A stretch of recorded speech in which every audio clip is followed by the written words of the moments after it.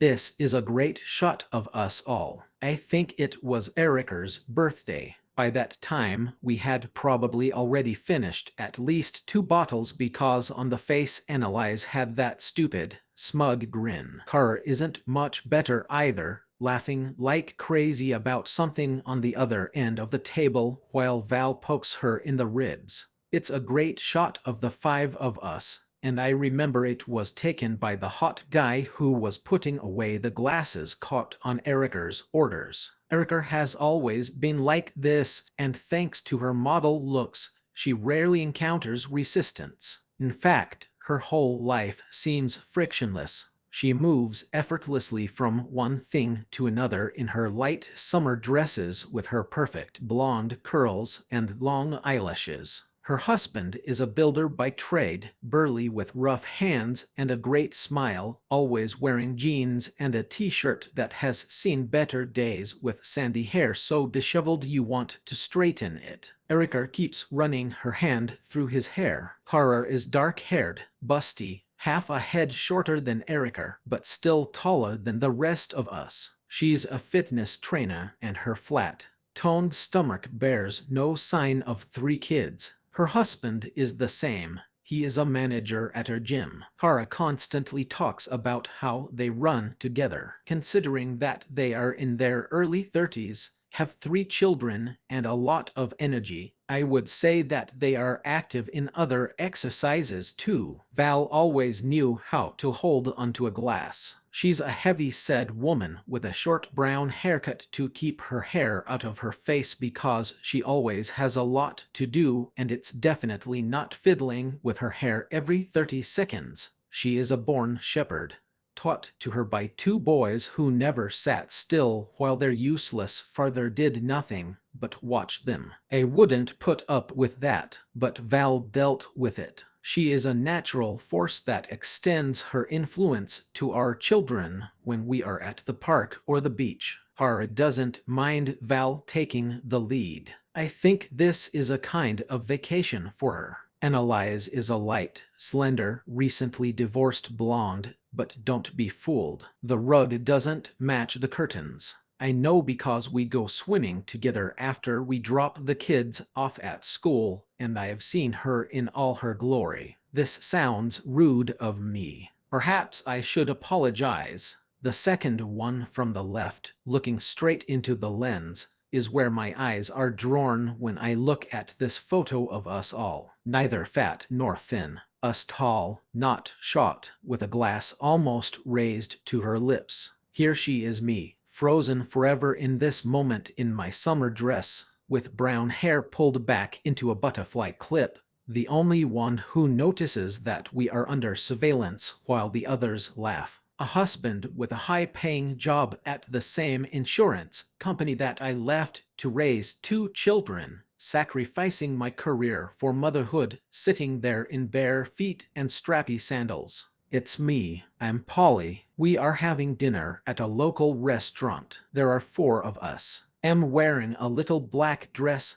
sitting across from Erica's husband Harrison. Erica is next to me, opposite my husband Mark. Mark came straight from work in a suit and tie, his dark hair neatly styled, smiling at something Erica said. She too is wearing a dress dark blue, contrasting with her pale skin. Her hair is done in a French bun. Small spinning wheels frame her beautiful face, her Merlot lips. Erica laughs, so I laugh too, but I notice Harrison's gaze, sitting in his shirt and pants, looking uncomfortable. We are discussing the upcoming elections, who will win, who should be voted for, and I see that this is not his field of expertise. He looks across the table at me and I smile at him sympathetically. Mark talks about his job, trying to belittle it, calling insurance too boring to discuss over dinner. In principle, I agree. I know Mark is putting himself down. I know he was recently promoted. He mentions it almost casually, and Harrison reaches for his beer. The restaurant is new and quite expensive, above the standard they would have chosen themselves, but I booked it anyway. I don't want to sit in jeans and eat burgers.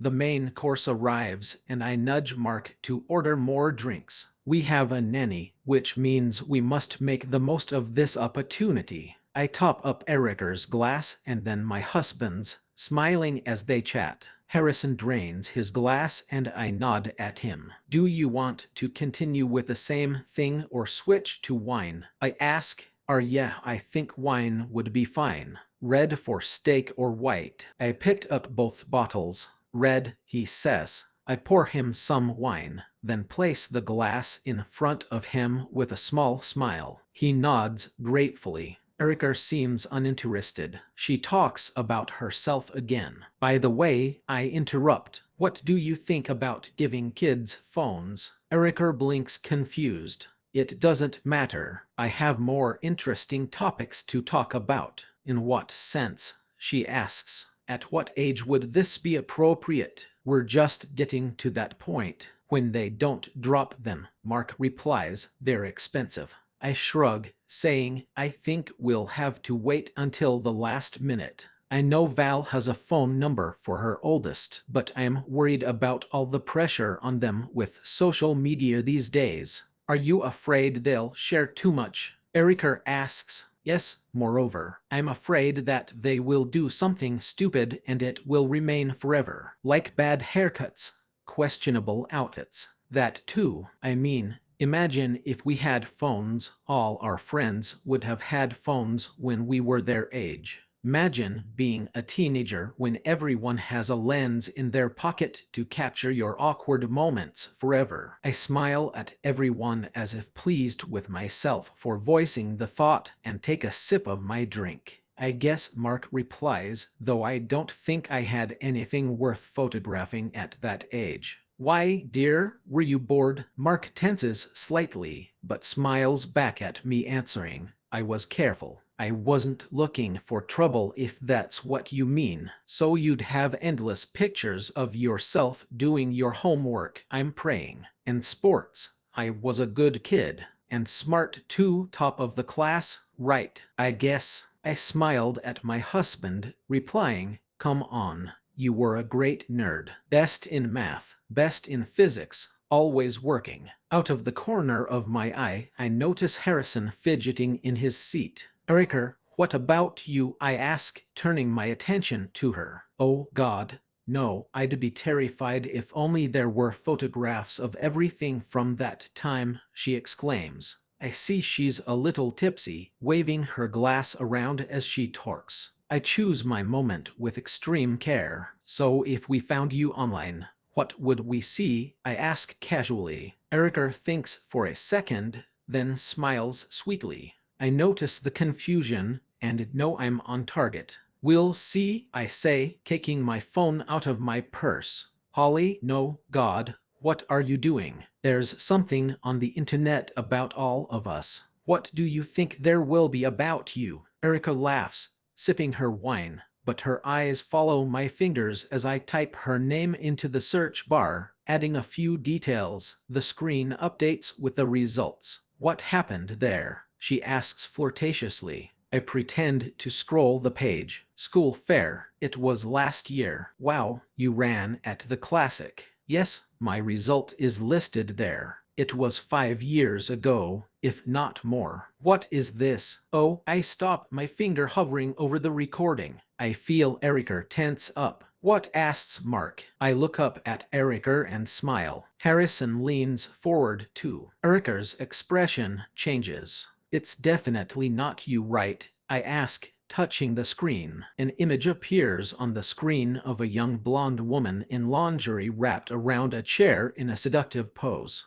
I put the phone on the table so she can see it is also visible to our husbands. Erica quickly picks up the phone, frowning. I see it on her face. Her cheeks turn slightly red, and then her beautiful blue eyes meet mine. It's been a long time, Polly. I take the phone from her hand, looking through the rest of the images. I casually hand it to Mark. You look great, I reply. I wish I had a body like that back then. Erica looks at me, elbows on the table, glass at her soft, red lips. Her smile widens. I'm a little jealous, I admit. Erica's smile widens and she seems to relax a little. It was a long time ago. I worked a little as a model. I don't know how these photos ended up online. Maybe you have a secret fan base. I turn my attention to my husband, extending my hand. Have you seen enough, dear? Can I have the phone back? I ask.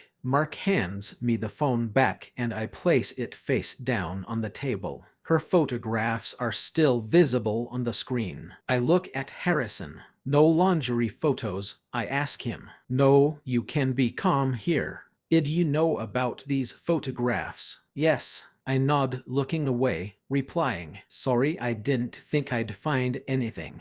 It was awkward. Don't worry, Erica tells me, it's all in the past. After dinner we went home. I fall behind while Mark and Erica talk, walking next to Harrison. Sorry, I told him. For what? What confused you? I didn't know I'd find these photos. It's okay, Harrison shrugs. No, if someone showed me pictures of Mark, I would be horrified. Harrison doesn't answer. But you knew, right? You said you've seen them before. Yes, he did. You don't look very happy. That's life, Polly. That was before I met her. It's not awkward. I watch his face, how his eyes switch from me to his wife's back. I nod in their direction. It's awkward. I didn't like Mark seeing practically naked pictures of your wife. I have to admit. It must be hard knowing those pictures are out there somewhere and will probably be out there forever. It is what it is. I know she did some filming back then. I didn't know it would be available to anyone. We walk in silence for a few moments. I touch his hand and he turns to me. What's happened? He asks. I just heard stories about young women, about models, well, about how they get hired as waitresses at parties, how they are told what clothes to wear, or what not to wear. I think you discussed all this with her. A shadow passes over Harrison's face, and I feel a little nervous. If you want to talk, I whisper. He looks at me for a few moments, then nods. Fine. Ted, our partners are chatting enthusiastically, warmed by wine and good food. Behind us we walk in silence and Harrison frowns. I notice how he watches his wife, his eyes following her movements as she leans in to share a laugh with Mark. We arrived at their house. Mark shakes Harrison's hand and kisses Erica goodbye. I do the same, pecking Erica on the cheek, then turned to Harrison. Thank you for a pleasant evening, I told him. It was nice talking. I lean over, kissing his cheek too, pulling away with a slight smile. They head down the path to their door, Erica turning to wave at us, Harrison tense next to her. They go inside. I allow myself a small smile, then turn to my husband, take his arm, and rest my head on his shoulder. It's awkward, I whisper as we walk down the street towards our house. What? Photo. Harrison was uncomfortable. I guess, but you liked it. I saw the way you looked at them. She was hot, huh? I guess, Mark repeats. Come on, admit it. Or do you want me to show them to you again so you can get a better look? Mark squeezes my hand. You are enough for me, Polly. He kisses me quickly. Let's go home. We walk together in the dark, plunging into friendly silence. I know what will happen next. We'll come home, pay the nanny, and go upstairs. Let's check on the girls, then undress and get ready for bed. I'll give him that little look, and since we've had a few glasses of wine, he'll smile back at me and ask if I'm sleepy. I'll think about his question and ask what else he meant. We'll make love. I must admit that finding the photo was not easy. The latter, posting them online under a fake account and then creating an occasion to discuss them, was easy. Of course, Erica told me about her days in the modeling business. It only took 3 glasses of wine. She was just eager to get it out there, as sometimes happens when people have a juicy little secret they want to share. She made everything so easy. In fact, going to the library, searching the magazine archive and looking through back issues of the fashion magazine she told me about took most of the day. But I think I managed to get a good scan. The next day I stopped by Erica's for coffee, knocking on her door right after dropping the kids off at school. We do this often, and here I am again following her down her beautiful hallway into her gorgeous kitchen. I pass by a wedding photo and sneak a look at it. Erica is younger, but her figure has hardly changed even after children. But I look at Harrison in his tuxedo with a neatly shaved face, his big arms hugging her. Erica's kitchen is gorgeous and still smells like fresh paint. Harrison did a good job, I note. Erica looks up from the coffee machine and nods. Yes, he has good hands. Good hands, I grin, and Erica laughs. And a good eye, she adds. My fingers slide along the white marble surface of the island. I can't stop the thoughts that come into my head. Stone countertop. A little cold, isn't it? I notice. In what sense? The coffee machine hisses. You know, sit on it, lay on it. I have no idea what you're talking about. Don't pretend. This is a new kitchen. Don't you think it needs some consecration? Erica gives me a half smile and tends to the coffee cups. She brings me mine, placing it on the countertop. Your mind is dirty, Erica tells me. So what? Erica breaks out into a small smile. Yeah, a little cold, she laughs. I pick up my coffee and take a sip. This is delicate work. Could he make me one? I ask. We're planning a kitchen remodel too. I love the way he did yours. I can ask Polly, but he may not have time to do it anytime soon. Why? He's got a big job to do the other day. They want to tear down the back of the house and add a few more meters. A place on the coast. He'll have to be there for a couple of weeks while they pour the foundation and install the frame. Good money, really. Then after this, yes, of course, I'll ask. He has to finish our bedroom too, but there's a lot of work right now. Builders' houses, I answer. Yes, builders' homes are never finished, she agrees. What are you planning to do? This is an innocent question, and I know Erica very well. She never misses an opportunity to talk about it. Come on, I'll show you, she tells me with a smile. We take coffee with us as we move through her beautiful home to the master bedroom. Everything is on one level, on a wide, flat area that Harrison bought it out through a friend in the business. He built everything himself. I've been in the master bedroom before. We're thinking about expanding a little to give us room to enlarge the bathroom and add a walk-in closet, says Erica, waving a coffee cup as she describes the plans. I lean against her dressing table and her necklaces clink on their stands.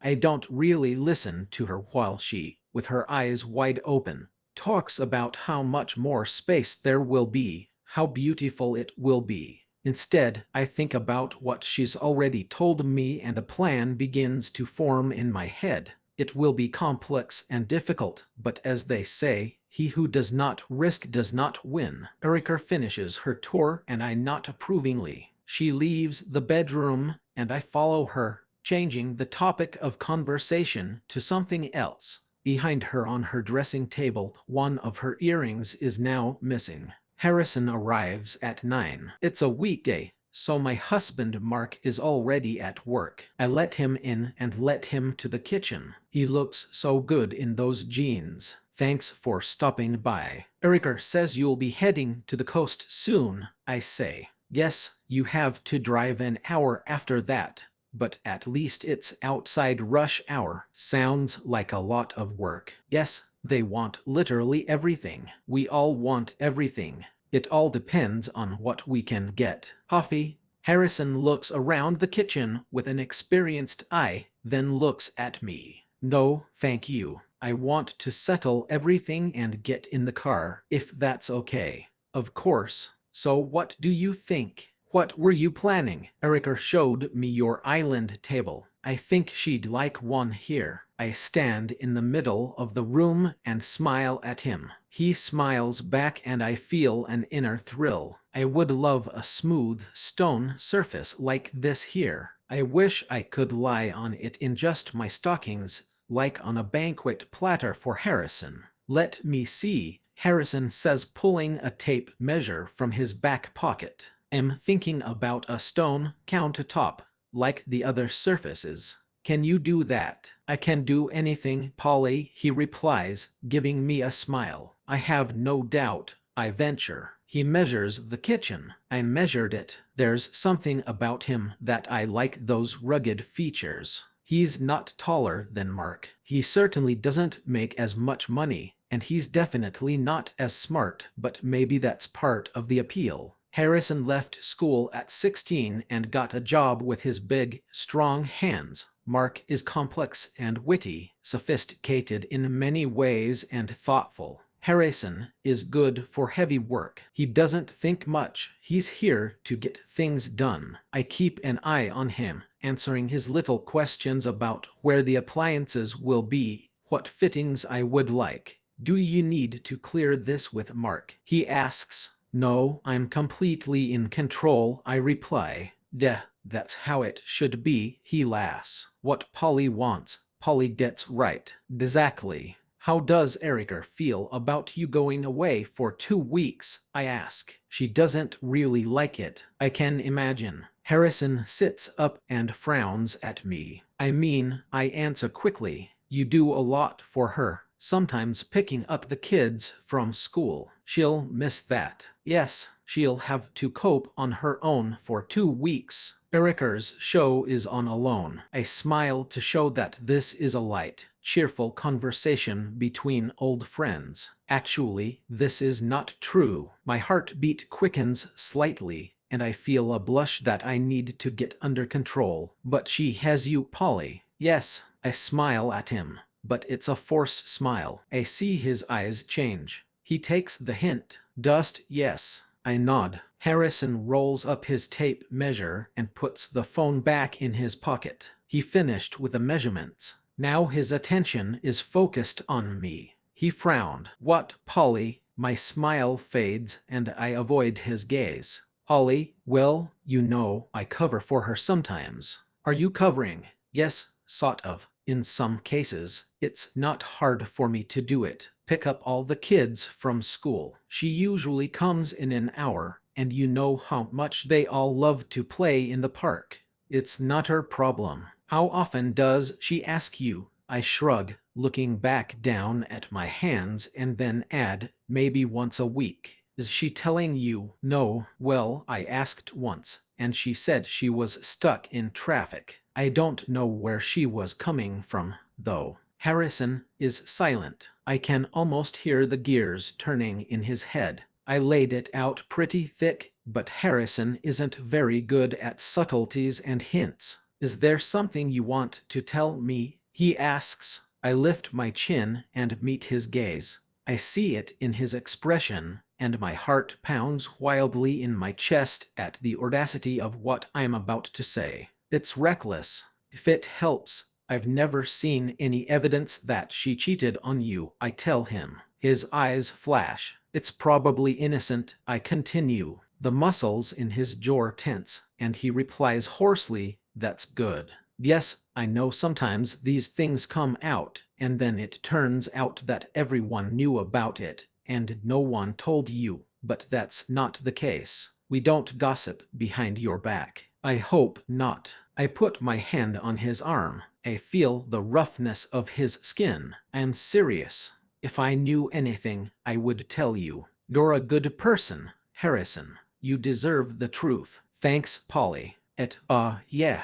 It means a lot to me. I squeeze his hand lightly in support and smile. But you're worried, right? I ask. Harrison pulls back, running his hand over the tabletop, studying it carefully, suddenly focused. No, he croaks. Well, yes, maybe. I understand. She's so beautiful. It's terrible to have to constantly look over your shoulder. Harrison doesn't answer, his attention focused on the smooth surface. I know how it is, I say quietly. Harrison looks up at me in surprise. Really? How do you know, Polly? What's going on? I shrug, looking down at my hands again, avoiding his gaze. I shake my head slowly without answering. He straightens up and comes towards me, hesitates, and then I feel his big hands on my shoulders. What's happened? He asks hoarsely. I count to 5, and then look up at his face,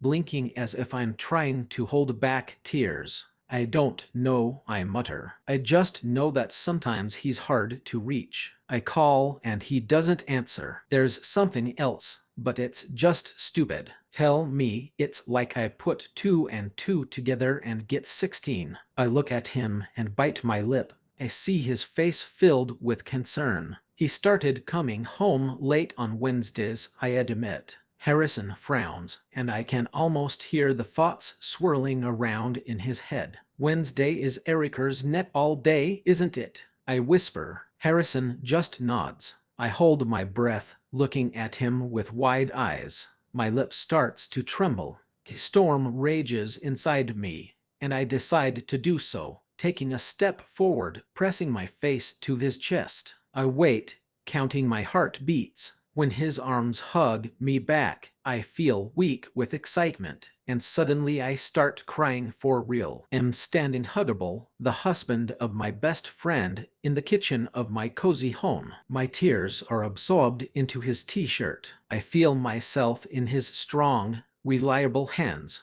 What should I do? A sob. I hear him sigh deeply and heavily. I don't know, Polly. I don't know. I smell him, feel his heartbeat next to my face. He believed the story, I can feel it, and deep inside I feel pleasure and smile quietly to myself. With great effort, I finally managed to break free from his grasp, but I need to plant the seeds and figure out the next steps. Harrison must accept the plan. This is all stupid, I gasp, but I just have this feeling. I don't know if it's real or just my imagination. Can you do something for me? His eyes are dark and intense. His face is made of stone. Sure, what? Don't tell her anything. I won't tell Mark anything either. If I tell him my thoughts, I blink, trying to hold back my tears. Harrison holds my cheek carefully, worried.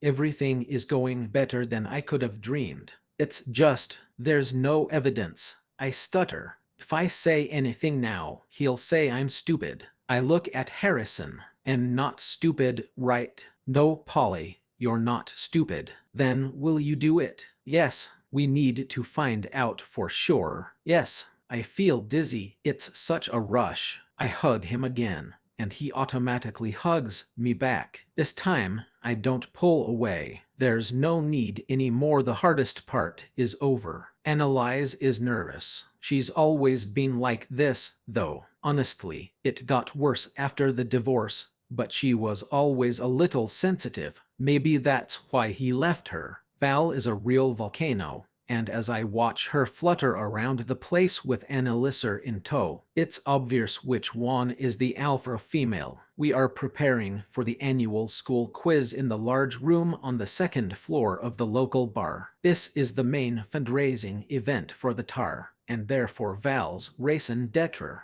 She keeps everything under tight control. She's aiming to break the fundraising record this year because the new parents will take over next year, and she wants her fundraising achievements to remain a benchmark for everyone to follow. It's petty, but this is her world. Most of us used to have high-paying jobs with responsibilities and easily keep pace with our husbands' careers until the X and Y chromosome lottery put an end to that. Now we are super moms running the house, raising children, funding new school sports equipment, keeping ourselves in shape. It's all so profoundly stupid how we have our little fights over who's boss, like we're back on the school playground. Val thinks she's the alpha, but she has no idea really because I'm the alpha. There are two types of people in the world I have discovered. Type of people always have a plan. Type B people go with the flow. I'm type A.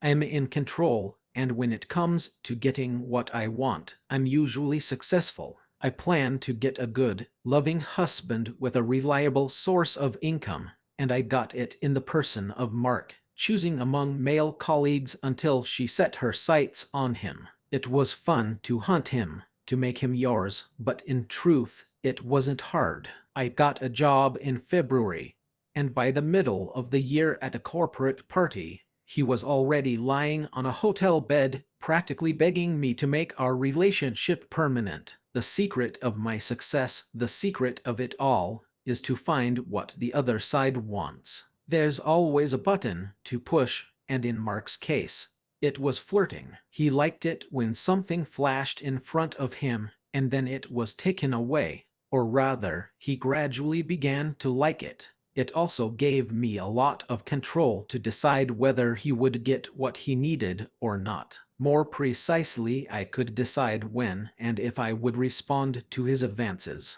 That's the thing with Mark. He is reliable, very reliable. I usually tell people he's good with numbers. If he engages in conversation, I add a sly smile, hunting but not going overboard, and Mark puffs out his chest proudly as I follow up by clarifying that he's also good at math. This raises his self-esteem a little. The reality is different. He's good at math, but what he does in bed is more of a pattern. At the beginning of our marriage, I tried to add a little spice, introduce something new, but it never caught on. I realized two things. Mark will never change, and I need something more. I need a plan. Analyze another type of person. She never has a plan. Her husband left her a couple of years ago, leaving her with a daughter the same age as my youngest, and a son who is now going through a terrible 2 years. She gave birth to him in an attempt to save her marriage. Horribly, one evening, after drinking almost a bottle of wine alone, she burst into tears and confessed it to me, sobbing on my sofa while I played the role of a devoted friend and handed her napkins. She is a clear example of what happens if you don't pull yourself together. Annalise is a couple of years younger than us. Her daughter is lovely, just like her mother. Annalise is slender, pleasant, pretty, but the smile that once lit up her face is now a rarity because she has to raise 2 children alone. She is the epitome of the difference between tactics and strategy. Her tactic was to bring love back into the relationship by having a second child, whereas the strategy should have been to stay with one child and look after something better. Instead of hooking up with some single dad at school and moving up, she's now unavailable for dating, saddled with a toddler and no time for herself. Have you ever heard the old saying that you don't quit a job until you find a better one? Annalise is a vivid example of what happens if you don't follow this advice. After an hour spent in the hall, we drink our morning coffee, but there are only 3 of us: Erica, Annalise, and me. Val went to pick up the tables from the rental company. Annalise takes the bag, apologizing. She signed up for a gym class, trying to fit it into a little break in her day, leaving her son with her mother to keep herself in shape in case she ever had enough time to hang out with a man, let alone to meet him. Erica looks after her. She'll drive herself into a hole, she observes. Metaphorically, I clarify. At this rate, maybe even straight away. Poor woman. Yes, I focus my attention back on Erica. She's sitting over her half-drunk cup of coffee, her long blonde hair pulled back into a clip, but now that we're alone, she's thoughtful. Well, what's new with you since we've been discussing the world for half an hour? Annalise. Nothing special. I study her face for a while and then answer, but still there is something. What's the matter? Suddenly, Erica sighs heavily, leaning back in her chair, her finger nervously drumming on the rim of her cup. I remain silent, giving her time to collect her thoughts. I don't know, she finally mutters. Dob, house. Erica works shifts in one of the boutiques on the main street, elegant in fashionable dresses, selling elegant fashionable dresses. It's hard for me to imagine that there is a high load there. House, I carefully clarify, but Erica remains silent. I feel that tense excitement again. Bedroom, I ask. Slowly, Erica nods, and I try to keep my expression serious, sympathetic. I want to hear her problems. Yeah, she admits. It's like, I don't know, it's just, I can't explain it. Are you feeling a little out of place? No, it's not about me. Here's the rub, I'm fine, but there's something wrong with him. Something is wrong, and I just don't know what it is. Did you talk about this? Erica shakes her head and then continues, I kind of tried, but it was like talking to a wall. He just shrugged it off. Maybe he has his own problems, which, I know he's having problems with his client. She crawls around the construction site on all fours looking for defects. But this is not new, and it has never affected our bed before. I lean over and take her hand. She looks up and our eyes meet. For a moment, I imagine what it would be like for Harrison to look into those blue eyes, how they could melt anyone they looked at. This is the one factor that I cannot control. I've been through this before, I admit, lowering my voice. I had to figure it out myself. This comment piques Erica's interest. How? She asks. The point is that we need to get them to switch to other things, distract them from this. I'm in the same situation now with Mark, if you can believe it. Erica winces, but I see that she is interested in my idea. Oh, honey, I'm sorry. No, it's okay.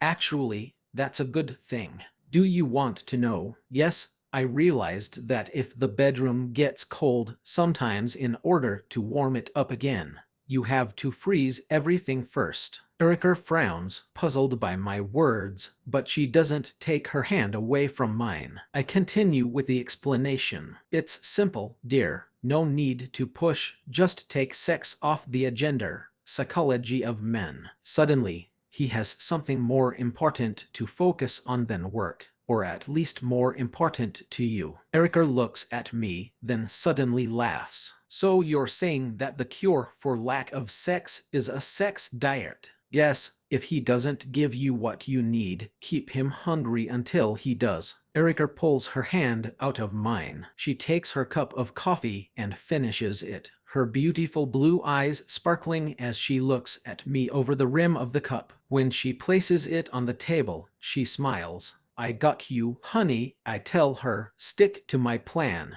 and I'll help you figure it out. It's either madness or genius, Erica replies. This is genius. Trust me, follow the plan, and everything will work like magic. How long? It depends. How long did you last with Mark? I shrug as if this is an insignificant detail, then quietly add, we need to wait at least a few weeks. How long are you going to keep it this time? Have you decided yet? I see the seed I have sown growing right before my eyes, and I feel a pleasant warmth inside. I smile at her. He'll get the full 4 weeks, I tell her. I finish my coffee and we leave, Erica going one way and me going the other. She smiles as if she has a plan. I also leave her with a smile. Erica does have a plan, but it's not her plan. It's my plan. Mark returns home with flowers. I don't have the slightest idea why. You know when my birthday is, right? I ask, meeting him at the front door. Yes, he replies, leaning in for a quick kiss as I accept the bouquet as if I had just performed an aria. Beautiful, I mutter, holding the flowers up to my face for a moment to inhale their scent, and he smiles. Mark believes he did everything right. Flowers now, the children are put to bed, and then we're off to bed. I know this plan. I've been here before. We go through the usual routine. Dinner, children, cleaning. He is still in a shirt and trousers. I am in jeans, because there is no point in dressing up. After all, I have nowhere in particular to go. Flowers stand in a vase, subtly filling the air with aroma. I opened a bottle of red wine. Want? I ask, My pleasure, Paul. I pour us a glass and pass one glass to my husband. He gives me a small, genuine smile. I know that smile. This is his way of showing me how much he cares about me, and I reciprocate. Mark is a good person, a faithful husband, and an excellent father, and he's in good shape. There is no reason to look for someone else to satisfy this desire. He takes a sip and then comes closer to me. You're beautiful, he mutters. I want you, Paul. Shall we go upstairs? What about the children? They should be fast asleep by now. He kisses me again. He gave me flowers, cleaned up after dinner, and put the children to bed. It's amazing what a husband can do if he's motivated enough. Okay, I say quietly, and he smiles. Mark got what he was looking for, or at least he will soon. He leads me upstairs to the bedroom, holding hands. We made love. I love you, Polly, Mark whispers. I love you too, honey, I lied. Are you ready? Mark is getting nervous. I can feel it. We need to be at the quiz in half an hour. Almost, I answered through the door. Do you want to pack the kids in the car? Have they packed their overnight bags? Yes, they are sitting downstairs and waiting. I let a few strands out of my elaborate French braid, letting them frame my face. With my smoky eye and rich maroon lipstick, I'm finally happy with my look. One more thing, I called. Who's driving today? It's up to you, comes his reply through the door. I turn away from the mirror and walk barefoot across the tiled floor. There's a lot at stake today. I have a plan, but I will also need luck. If everything goes my way, it will be worth it. I open the door and go out into the bedroom, wearing only my underwear. Mark turns as I enter and freezes, looking at me. I was hoping that you would voluntarily volunteer, I purr. Without waiting for an answer, I go to the wardrobe and take out my favorite black stilettos. It means I'll be in pain all night. They're so high, but when I put them on, I imagine how they highlight and shape my calves, turning them into slender, firm curves under thin stockings. I take the black wrapped dress off the hanger and tie it around myself. I feel my husband's gaze on me. When I think he's seen enough, I turn around. He's just standing there with a tie in his hand. I walk over slowly, swinging my hips in my high heels, and take the tie from his fingers and wrap it around his neck. I tie a knot, holding it neatly in place, then smooth the front of his shirt with my hands. So how, I ask. Like what? He mutters. Are you going to volunteer? Don't drink today. Be a responsible parent. This has its advantages. Hold. I stand on my tiptoes and reward him with a light kiss. Put on your shoes. You are delaying us. I head for the door without looking back, knowing he's watching my hips sway as I walk out of the bedroom. It was a good kiss. I go downstairs to get the kids into the car. They're spending the night at Erica and Harrison's, so we can share a babysitter since the quiz basically lost us all the local babysitters. We don't have to dress up, but we do it anyway. Many of us love this opportunity, as if we were back in that pre-kids phase when we went to balls or corporate cocktails. Nowadays, there are few such opportunities. I feel the tightness of the underwear against my skin, hidden from prying eyes by my dress. I don't have to wear this kind of underwear, but I do. Tonight requires a little luck, and I have to be prepared for anything. I sit the children down in the car and Mark leaves the house. I give him a smile. The room is full of people, which makes Val happy. I see that she is in her element. There are 20 tables. Parents stand in groups, chatting and drinking. Mark is on the other side of the room with Harrison and several other dads. I watch their conversation, trying to read their body language. Is Harrison acting distant? You need to be careful. Val has a seating plan, or at least she accepted my casual suggestion to separate the couples. This will be better for new parents. Otherwise we will all just split into our own little groups. I glance at Val. Are you ready? I ask. Yes. Do you think we can start? Yes. Do you have a microphone? Will prowls around the table with prizes. She finds a microphone. Okay, I'll go sit down, I tell her and head towards Mark. He notices me and nods. The small group opens to let me in. We are ready to start. Have you figured out the commands? I ask my husband. Yes, we are at this table and I see. Mark frowns. Val really wants us not to sit all together. How about this? You sit at Annalise's table and I'll sit at this one. I turn to Harrison, who is sipping his beer. Quizzes are definitely not his thing. Harrison, where do you want to sit? With Mark or with me? I don't know. I don't care, he replies. But I don't care where Harrison spends the evening. Erika comes up with papers and pens, handing them out to the tables. Honey, why don't you sit down with Polly? I'll sit with Mark, she says. Harrison looks a little uncomfortable, but then agrees and takes his seat. I move closer to my husband. Are you happy with this arrangement, dear? I think it will be more honest, I tell him quietly. Are you against me? Seriously? Well, are you ready for the competition? May the best man win, he smiles in response. I'll go get some drinks. I leave them to their seats and head towards the bar. I know everyone drinks. I ordered a couple of beers for Mark and Harrison. This will be my husband's last since he's driving. I ordered a mojito for Erica and a mocktail for myself.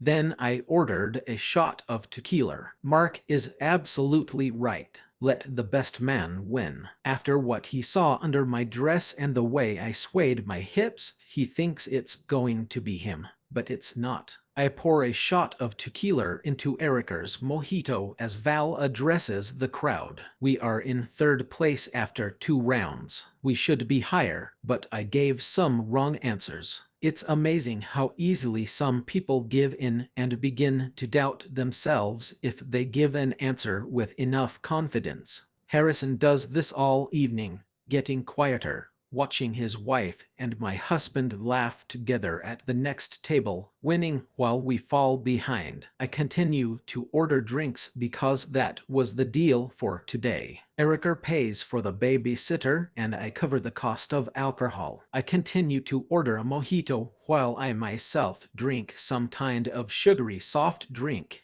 made from lemonade and fruit juice, pretending to be the same succumbing like her. Harrison is not far behind. He already has a small collection of beer bottles. Val reads out another wrong answer and the whole table sighs. Another exact answer of mine turned out to be incorrect. I sip my cocktail, shrugging apologetically. Harrison leans towards me. Are you okay, Paul? Yes, but what? You're kind of quiet. I suck at quizzes. Well, read out another answer. You can hear cheers from the next table. Erica and Mark high-five each other. Damn, I hissed. Harrison is watching them too. Seriously, Paul, what happened? I look at him and then say, forget it. Let's just take this damn quiz. We need victories. Ollie, how are you? Erica calls, leaning towards our table. Not as good as you. I snapped back. Next round, Polly. Sport. She winks at Harrison, as if to suggest that he might be good at sports matters. Well, starts the next round and it turns out that Harrison is really good at sports matters. We gather together, discussing options, making a common decision. I defer to him, helping him make his choice, and when the round ends and Val reads out the answers, we have a perfect result. Harrison smiles for the first time all evening, and I move closer to him. See, you did it all, I whisper. You're just a machine. Maybe, thanks for your help. What help?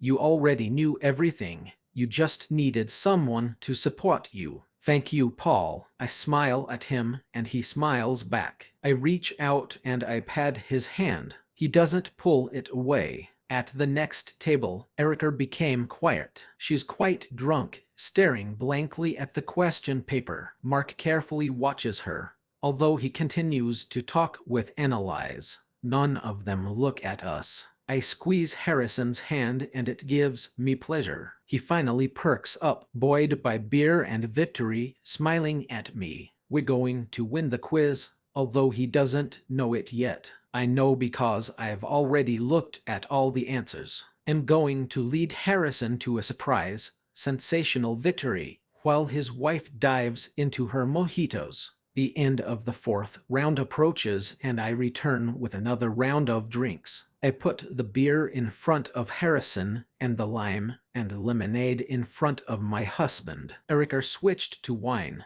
so I bought her a large glass. I have some kind of pink and peach mixture in my glass. I put it in its place. How do you like these cocktails, Paul? Harrison asks. You've been drinking them all evening. Not like your wife, I answered him, though I should probably just sit. I stagger a little and Harrison is there instantly. He wraps one arm around my elbow and wraps the other around my waist, carefully placing me in a chair. I think I'm a little unwell, I admit. I'm not lying. If I have to take another sip of cranberry juice, I'll probably spit it out. Yeah, maybe you've had enough. I look at him through narrowed eyes, seeing that he is worried. Behind him, Mark is talking to Erica. She's already at her limit. I'm surprised how she's still standing after everything I poured on her today. Their team has lost ground and somewhere in Erica's head, this is painful. The husband is doing everything he can, but she is already too far gone. We need to act. Slightly slurring my tongue, I address Harrison. Listen, I need to talk to Mark for a minute. I stand up and head over to the table where Mark is sitting, facing away from Harrison. I'm leaning over, gently bending at the waist, keeping your legs straight. I know how it flatters my figure. I want Harrison's eyes to remain on the curve of my buttocks in a wrap dress. I lean on my husband's shoulder. Listen, I think Erica has had enough. I whisper in his ear. Yes, she drank a lot today, he agrees. I thought maybe I should stop this. What are you talking about? I laugh quietly. I think your quiz is over, dear. Maybe it's time to show chivalry, to act nobly. Will you win in the meantime? You want this set of wines, right? Your wife is about to bring home a well-deserved prize. Mark hesitates and I shift my position slightly, allowing the dress to open a little in the front. He looks inside. He can't help himself. He knows what his wife is wearing under her dress. The victory of the wife is the victory of the husband. Do you know what I mean? Help me and I will help you when I get home. And how are you going to help me, Paul? I move closer to his ear and whisper in bed, baby. I stand up, moving away from him. I know what I look like in my tight black dress standing in front of him. I don't look away. Mark nods and I give him my most charming smile before returning to my desk and sitting next to Harrison again. A few minutes later, Mark approaches us with an unsteady Erica. Honey, I'll go, she moans, sighing theatrically. Mark will give me a ride. Is she okay? It's analyzed, coming up from behind. This was not part of the plan. Fortunately, Mark had already taken matters into his own hands. She needs to lie down. I'll give her a ride. I'm driving. Harrison nods. Okay, he agrees gloomily, his expression hidden, then adds, I'll take my coat. My pulse jumps. No, it shouldn't be like that. I quickly stand up and give my husband a meaningful look. I'll go too, I intervened. We can't just let them go together. I wrinkle my nose and the corners of my lips turn down. Do you really think something will happen? Harrison asks quietly. What do you think? You saw them yourself all evening. You were here too. You saw how they behaved. I frown, blinking as if trying to hold back tears. Right in front of everyone, Harrison. Right in front of us. Well, read the next question.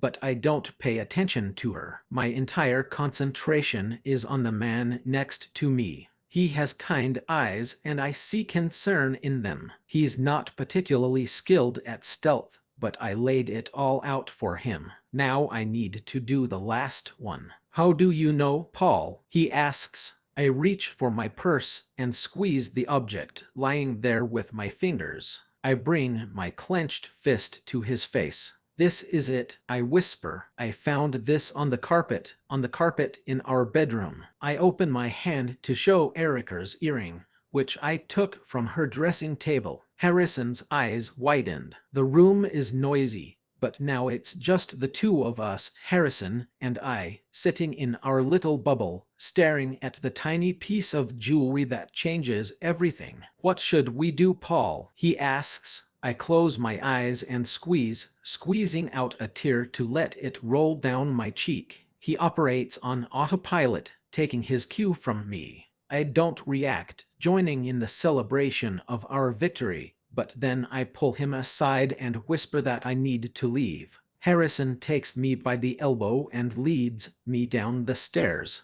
through the main entrance and out into the street. We walk down the main street in silence. His head is down. Sorry, I say. For what? You're not that cheating, lying bitch, Harrison croaked. I can hear the emotion in his voice and I want to scream and scream. There is a small park across the road. Everything is falling into place. We cross the street and running into the fence of the park. I stop. I can't. I gasp. What's happened? I can't just go in there. Damn, I need to collect my thoughts. Have you seen them? They were so damn frank. They could have walked out holding hands. Ollie, calm down. Everything is fine. That's not true, I say sharply. That's damn not true. I need hell I can. Just get me off this damn street. I turn into the darkness of the park, leaving the street lights behind. Harrison hurries after me. The pulse beats in my neck, increasing the wild rush of adrenaline. Hiding from the road behind some small trees, I stop. Wait, where are you? I walk deeper into the shadows and Harrison follows me. I turn around, my anger rising. You don't know, I hissed. You haven't worn that earring for a week. You haven't lived with what it means. This is all new to you. Yes, I know. But I wanted to rip his cheating head off, I interrupted. But it doesn't work that way. I had to think everything through. And you? Have you thought about what this means? Harrison is horrified. Even in the dark, I can read his expression. My whole body is tingling. I had a plan for today. I was going to show him. I was going to make him choose. What plan? This plan. That's what I promised him. I tug on the bow at my hip and my wrap dress flies open. I throw it off, letting it fall onto the grass. I'm standing in the park at night in front of my best friend's husband in my most visible underwear. The hairs on my neck stand on end. I was going to give this to him. Look what I did for him. And he still went home with her. Your wife is now in my bed with my husband. You don't know. You're just guessing. I'm not guessing. I know. The nanny should have written to me when she left your house. Nothing. They are not there. Am I not good enough? I wheeze. Look at me. I thought I was good enough for him. What's wrong with me? I raise my face. He looks down at me. I feel so small. I just wanted to make him happy. Everything seems like a dream and he kisses me. Will you let me make you happy? I whisper. We had sex. It's not wrong, I tell him. What they did was wrong. I just don't know. Harrison, look at me. Just listen. I don't want to be a victim. I don't want pity and I don't tolerate weakness. Then what are you doing, Paul? I'm getting even. I live on my terms. Is that what it was role-playing? I keep his hands in the shadows. All I can see is his eyes shining in the dark. No, that's not true. This is you proving that you are a good person. You showed it to me. You have no idea how much it meant to me to feel like you wanted me. For the first time in a long time, I felt wanted. I have to stop there. The words are stuck in my throat. This is the first thing I said tonight that was completely and honestly true. What should we do now? Harrison asks. We need to think. Let me sort this out, please, I beg.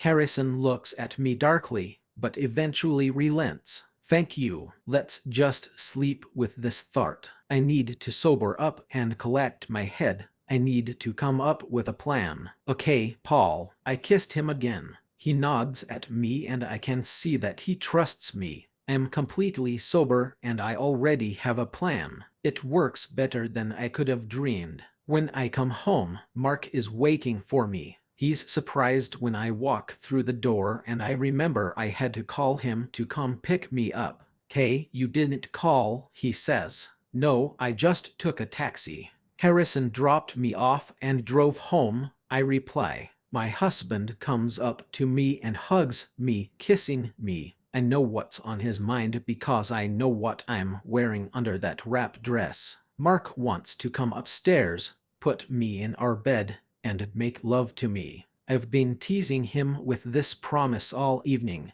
but I can't let him do it now. I can't risk him finding out. "How's Erica? Did you bring her home?" I ask, diverting attention. "Yes, she was very drunk. I haven't seen her like this for a long time." "Do you think he and Harrison are okay?" "Yes, why not?" "Don't know. She just seemed a little weird and was very drunk. She was completely insane. I had to deal with a nanny." "Did you put her to bed?" I smile when I say it, but he understands the implication. "How was she when you undressed her?" I continue. I didn't. I just brought her home and paid the babysitter." "I would never." I kiss him, cutting off his excuses. "I know, honey, you're all mine, aren't you?" "Yes, Paul, I'm all yours." "You are mine." "Certainly." I kissed him again. "Ready for bed?" asks Mark. I give him a sly smile, tilting my head to the side. She could refuse him, citing a headache, but why not? "Yes, but I need to go to the toilet. Give me a couple of minutes." Sometimes life works out as it should. Harrison disappeared for a couple of days, but then showed up again. We spoke quickly on the phone,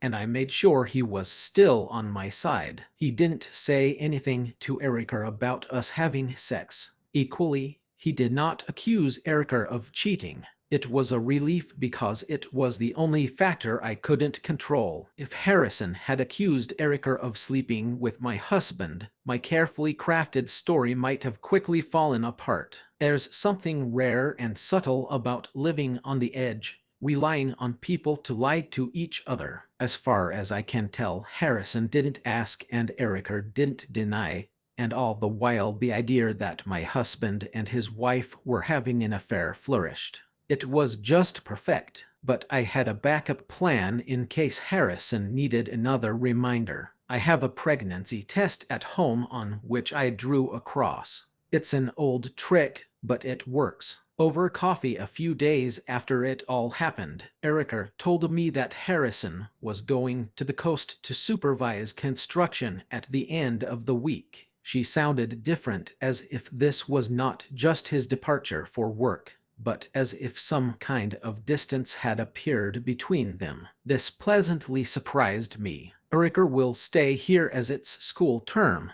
and she needs to take the kids to school while Harrison will be alone on the coast. When Mark enthusiastically accepted my offer to take our kids on a weekend camping trip as a daddy-daughter adventure, I felt like I had won the lottery. My family will be in tents somewhere far away, and Erica will stay at home, so Harrison will be alone an hour away from us. As if by luck, I managed to catch him at school in the middle of the week. Harrison is wearing his usual jeans and t-shirt. The t-shirt is old. There's a hole in the waistband and a paint stain on the chest, but he looks good, his wild hair and 3-day stubble somehow matching perfectly. I approach him, making my way through the groups of mamas. "Hi," I say. "Ollie, how are you?" At all, no, specifically. How did it go after the quiz? Harrison shrugs, looking around to make sure no one is listening. Oh, as expected, after she emptied the bar, she immediately fell asleep on top of the bed, still in her dress. Are there any traces? What?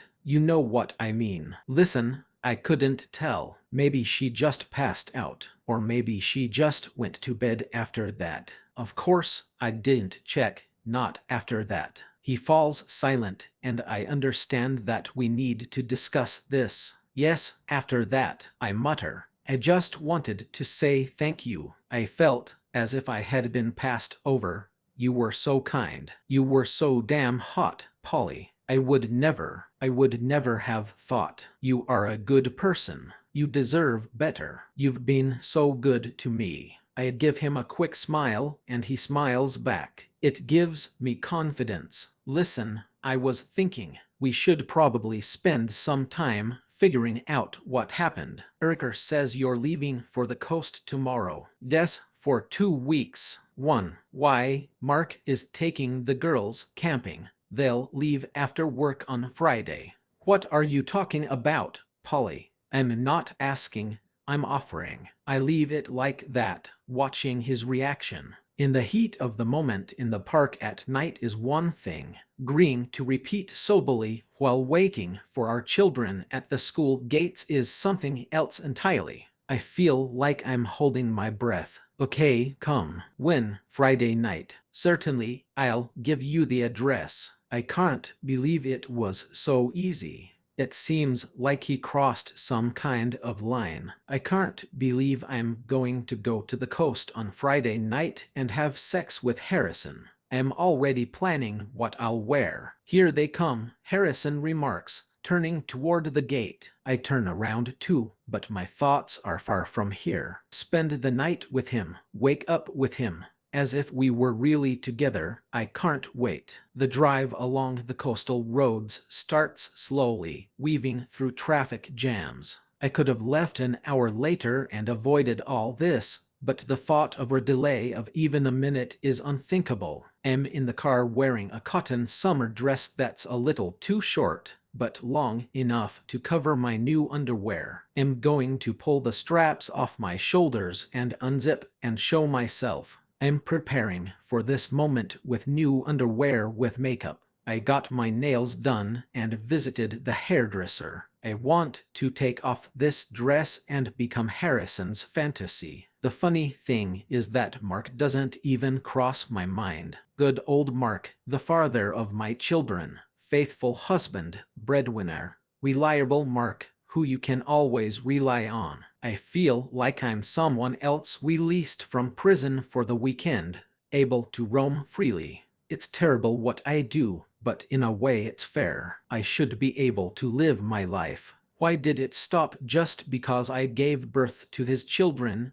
and put his ring on my finger? If I have the chance to hug Harrison's naked body, why should I refuse it? My thoughts are racing through everything I'm going to do with him when I get there. I'm trembling in anticipation. Finding the address was not so easy. We had to turn onto a side street in one of the small coastal settlements. The house is nestled at the foot of a hill overlooking the ocean. This is one of those country houses that belong to families from the city. Now it is empty, occupied only by cement mixers and piles of lumber. I stop at dusk and get out of the car. I go to the front door and knock, but no one answers. I look out the window and see a living room where all the furniture is covered with plastic covers. I walk around the back of the house and realize that the back of the house is simply missing. I walk around the muddy hole and make my way through the fence.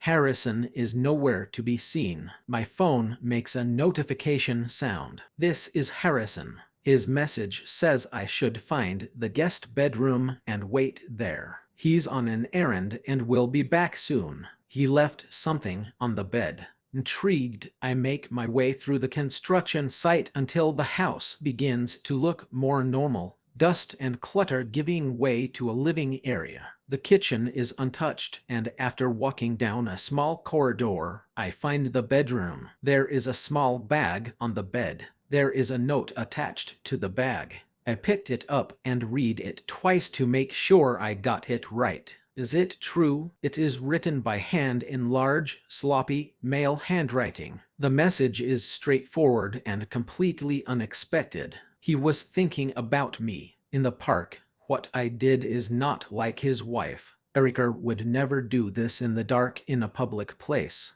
He feels that we are more alike than he realized, that he has secret desires that he would never reveal to his wife, but feels safe sharing them with me. He wonders if we should explore this together, keep it a secret from our partners. He's never met anyone like me. I was stunned. I looked at the note, then at the small bag in shock. Oh, Harrison, I'd love to be your fantasy. It's simply too tempting to pass up. The bag contains a blindfold and handcuffs. I pick them up and look at them. This is the last thing I expected to see from Harrison. I've never tried this, only because Mark was always too boring. He would run away in terror if I suggested something like that. I made a decision. I can do this for him. I can lie on the bed like this and wait for him. I will gladly become his fantasy if he becomes mine. Quid pro quo. I send a message asking where he is.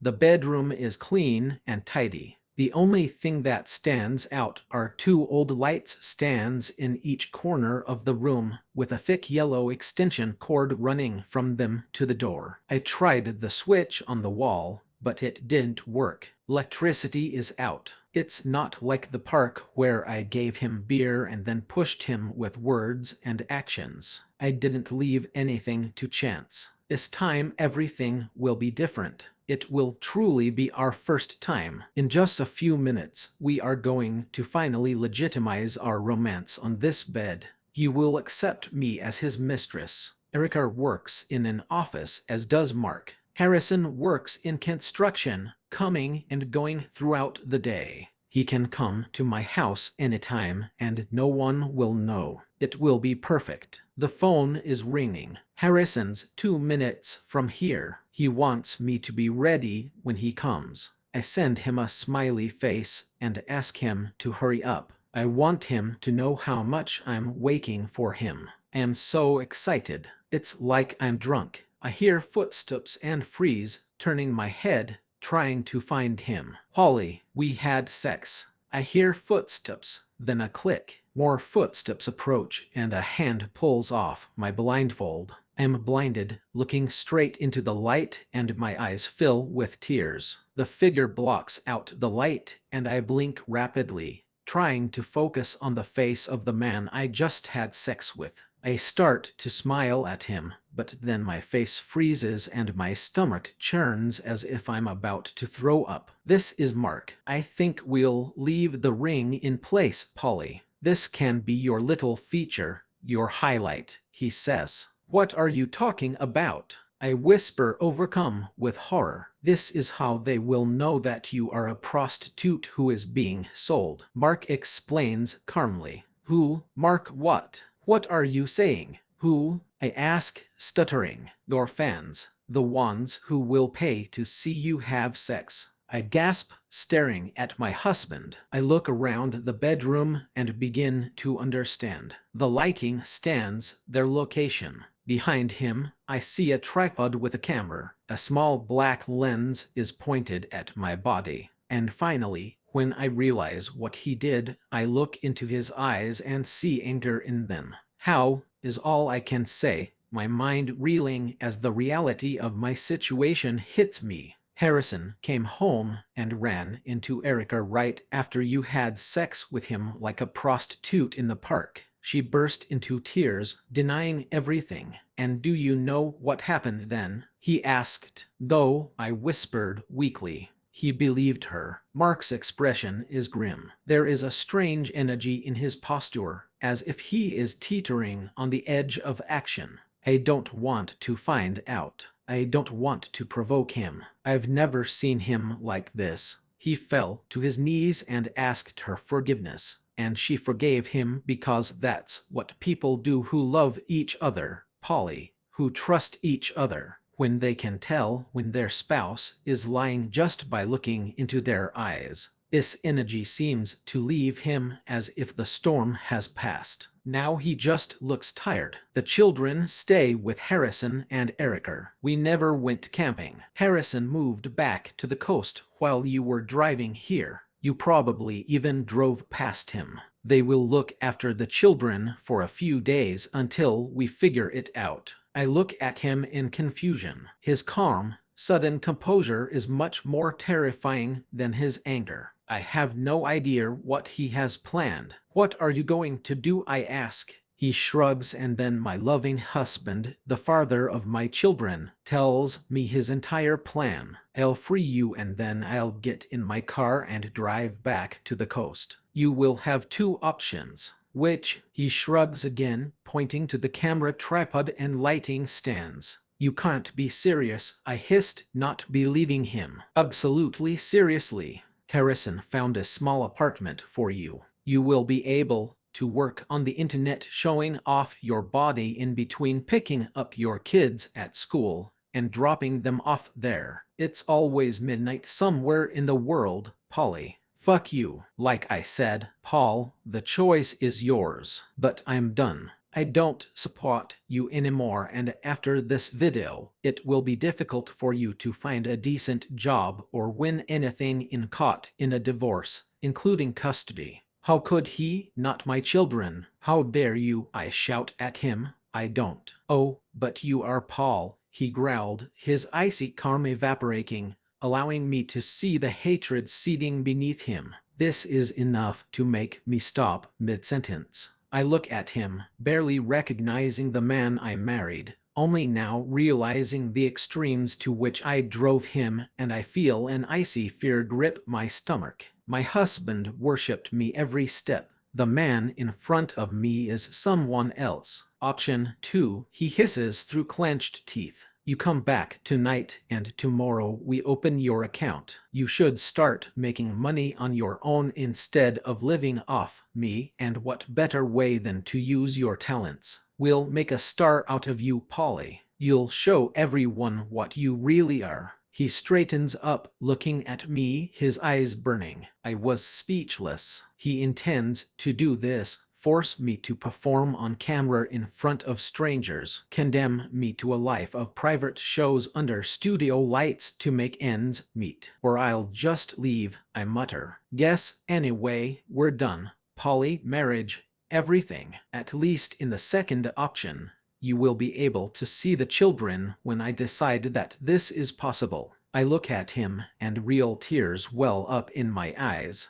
I don't want to lose my children. I don't want to leave the house we built together, the life we created together. I realize now, at the very end, that I don't want Mark to leave me. I want to tell him that I just missed him. That's all. I want him to understand that I still love him, no matter what. I make one last attempt. I clear my throat. You know me, Mark. After all these years together, you're just going to let this happen. Are you just going to leave me to the wolves? Only you can stop this. You have to stop this right now. I still love you, honey. You can't do this to us. He looks at me, his eyes studying my face, my tears, the underwear I'm wearing. I would give anything right now just to have him touch me. I see him hesitate and dare to smile. Is that a threat, Paul? He asks. No, it's not a threat, Mark. I'm begging you. He looks at me again, and I realize that my plea has been heard. We have too much in common for him to just give it all up. Our marriage is stronger than this. Then he moves, and I watch in horror as he shakes his head and takes out his wallet. He takes out the money and throws it on the bed. No, Polly, after all this time, this is goodbye. He looks at the small stack of bills. Thanks for the sex. Hopefully, this will cover the cost. Mark turns and leaves. I collapse onto the sheets and my body shakes with sobs as I realize what I've done. I didn't even have time to tell him which option I chose. I realize that he doesn't care. Mark arrives at 5 with our girls, and I meet them at the front door. He smiles as he unloads their things from the car and carries them into the living room of my small apartment while my daughters tell me about their day. It's Friday night and it's my turn to be with them for the weekend. Mark and I exchange a few words, more like business notes, discussing the organization of our children's lives. He mentions that he'll be at Chicharo's in the square tonight, which gives us both an opportunity to avoid an awkward situation. I keep the door to my bedroom closed, even though I have already hidden all traces of what Mark forced me to do. It's been a few months now, and I'm getting used to the routine, setting up the camera and doing my shows. This is the only condition that he imposed on me in the end. I must continue performing, and everything I earn remains with me. If I work 5 days a week, that covers my rent and leaves some pocket money, but I also work at night if the girls aren't around. I need it, working for tips from strangers to make ends meet by doing whatever they want. I do this, and he does everything he can to make our divorce look like an amicable breakup in public. This is his only concession, one small mercy for the sake of our children. I rarely leave the house, and dating is out of the question with this job. Erica tolerated my presence the only time I tried to go out with the girls, but it was so awkward that I left early, returning to my small apartment. I sat in tears and watched reruns alone, while Erica, Val, Annalise, and Cara were having fun at one of the new bars on the main street. They don't talk to me anymore, they're on Mark's side. I wonder how much Erica told them. They don't know what I do now, only Mark, Erica, and Harrison. Only they know what they brought me to. I already have several regular clients, but they hide behind fictitious names on the screen. Some of them want to tell me their life story, while others just want to see what I'm doing now. Looking back, I realized I didn't stand a chance. I fell into a trap set by Erica of all people. She posted the video Mark took at the beach house as a teaser on my profile, making everything public and sealing my fate.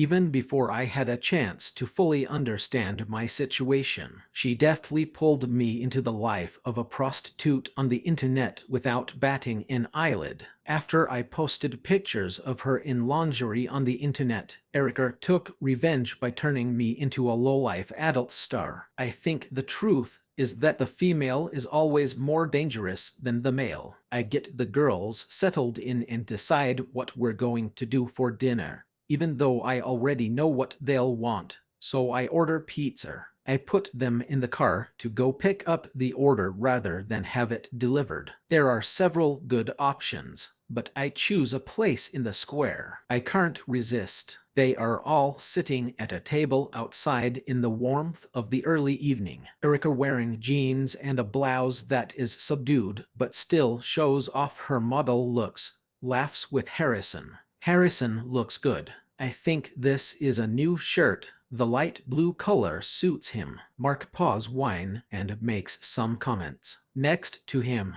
Annalisa is talking animatedly, beautiful in her light summer dress, her hair tied back. Almost by accident she touches my husband's hand. No, not my husband. Crap, my ex-husband. They're all laughing, having a good time, raising their glasses to celebrate something. I wonder what this is. It looks like they've won something, like it's some kind of celebration. I wonder what it is. I wonder if they understand, if they are aware of any of this. This happiness belongs to me. It is my merit. I've put them all together. Erica and Harrison are now closer than ever. Annalise has finally found a man who will love and appreciate her. And Mark, my Mark, is finally moving on with his life. From my hiding place, hiding between the tables, waiting for my pizza order to be ready, I see Annalise touching Mark's arm. He gives her a soft smile that breaks my heart.